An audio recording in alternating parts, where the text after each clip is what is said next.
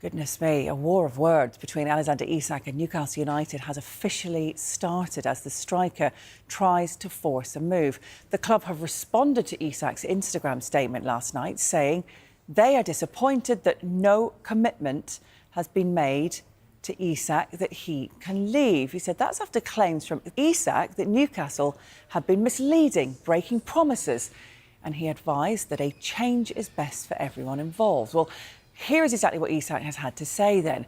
I've been quiet for a long time while others have spoken. That silence has allowed people to push their own version of events, even though they know it doesn't reflect what was really said and agreed behind closed doors. The reality is that promises were made, and the club has known my position for a long time.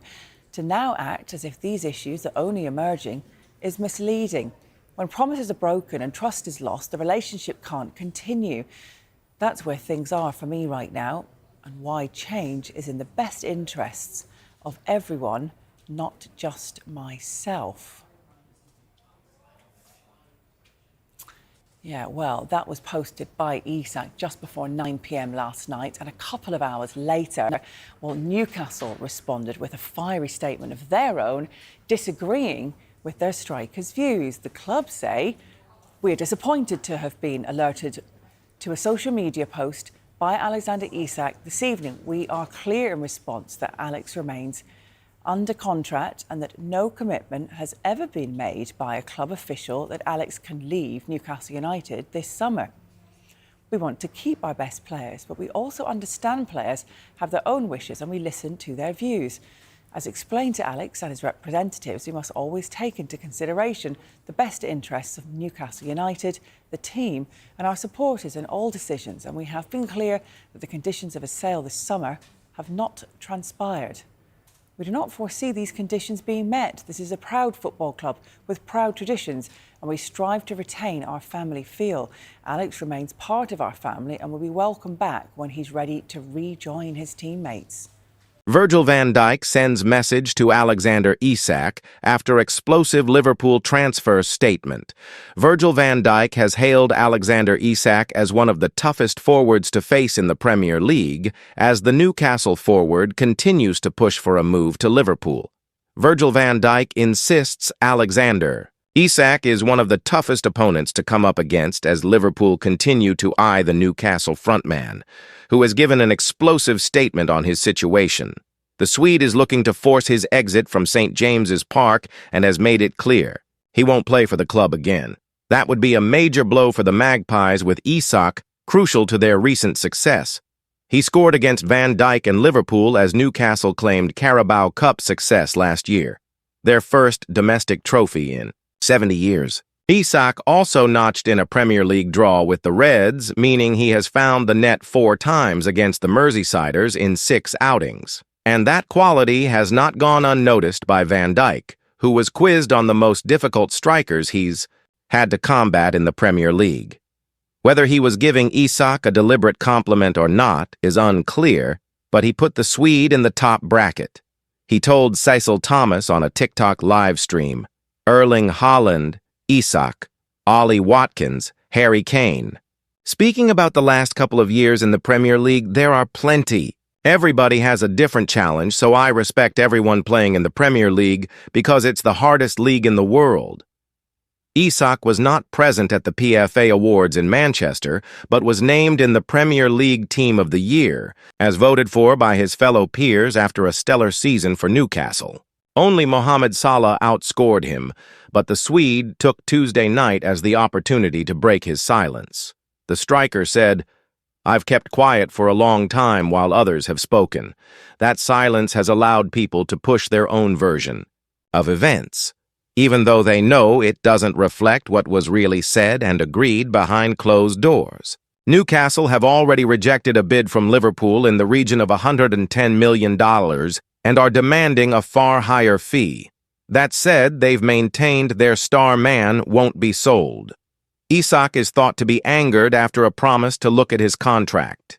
Was U-turned on, and now he's demanding that he's allowed to leave. He claimed, "When promises are broken and trust is lost, the relationship can't continue. That's where things are for me right now, and why change is in the best interests of Everyone, not just myself.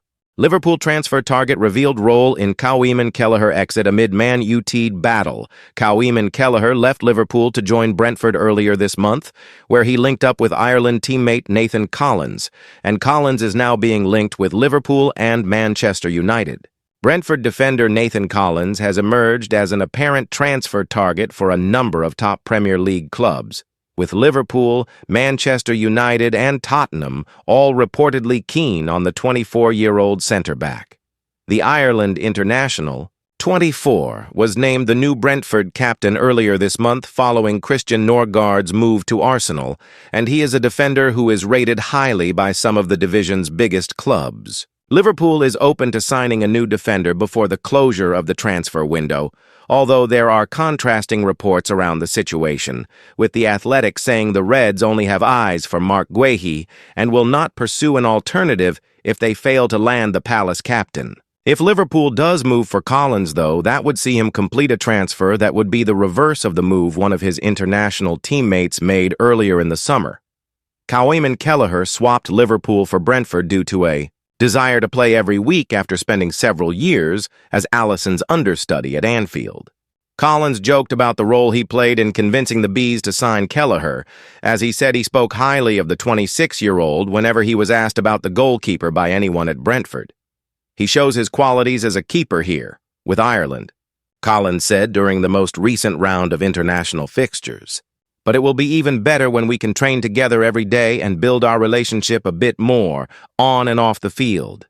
It will help Brentford and Ireland. I'm buzzing for him.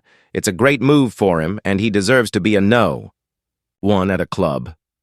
Asked if he played a role in Brentford signing Kelleher from Liverpool, Collins said, "A few people asked me what he was like, and obviously I spoke highly of him, I'm not going to lie. But no, listen, he done it all himself. He's shown what he can do on the highest level of football for Liverpool. He deserves to be a number one at a good club."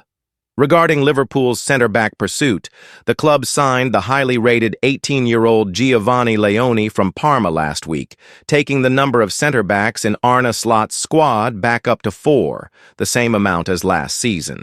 Jarell Quansah's move to Bayer Leverkusen at the beginning of July left Liverpool needing a replacement for the England international, and the acquisition of Leone saw them fulfill that requirement. The Athletic reported that Liverpool is open to making Guehi the 5th centre-back in Slot's squad, but will only do so if the terms of the deal make financial sense. Collins, meanwhile, is contracted to Brentford until 2029, so he would no doubt command a significant fee were he to leave the G-Tech Community Stadium before the transfer window closes. Alexander Isak's statement sees Liverpool drawing transfer line under messy Newcastle.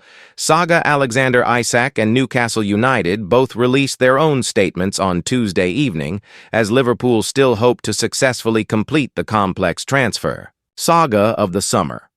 It was 11:40 p.m. when Newcastle United released their response to Alexander Isak's statement about why he wasn't at the PFA Player of the Year awards. As has been the case throughout the summer, it is more about when you get your message out rather than what you say.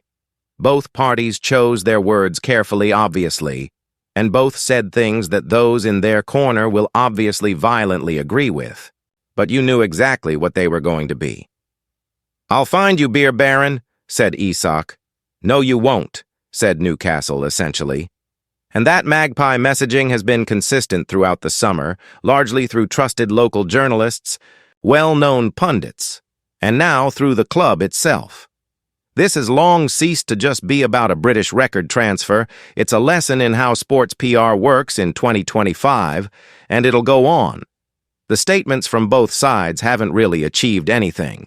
Isak's explanation for why he's stayed away from the club won't be bought by those chanting that he's nothing more than a greedy at the weekend, while the Newcastle response didn't say he's not for sale because clearly he still is. In the middle, looking on at all this, are Liverpool, who would have received assurances that Isak would be allowed to leave this summer, although from whom is up for debate. Emboldened by this, the Reds entered into the dance for a brand new prize. A difficult dance to pull off, sure, but if completed successfully, then a dance that they'd emerge from with a guaranteed 20-plus Premier League goals and maybe a second successive title.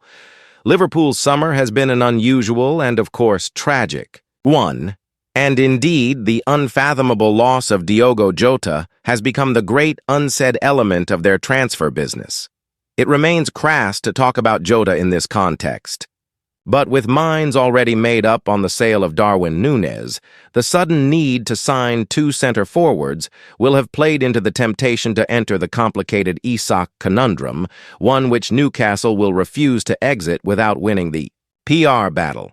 Liverpool won't care about that.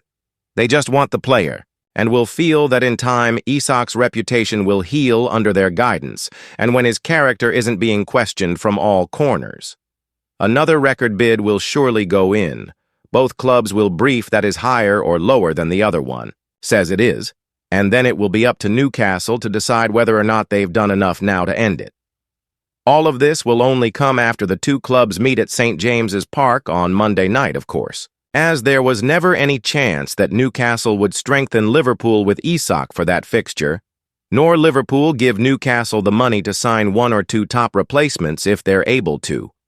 That game has added another element to a saga which won't have pleased the Reds and will have led them to question becoming involved in such public slanging matches going forward. Even if they end up with Isak, Liverpool will likely draw a line under any transfer relationship with Newcastle, and that's something no club wants to do with any other, as they are mutually beneficial agreements. Newcastle are of course right to try and get as much money as they want for their prized asset, but this has long ceased to be about the exact figure. It's about the perception of where the club are headed under their Saudi ownership, and about not being bossed around by clubs they hope to consider equals. Isak, once adored on Tyneside but now a pariah, has become the lightning rod for all this. The end is in sight, but it won't be a quiet one.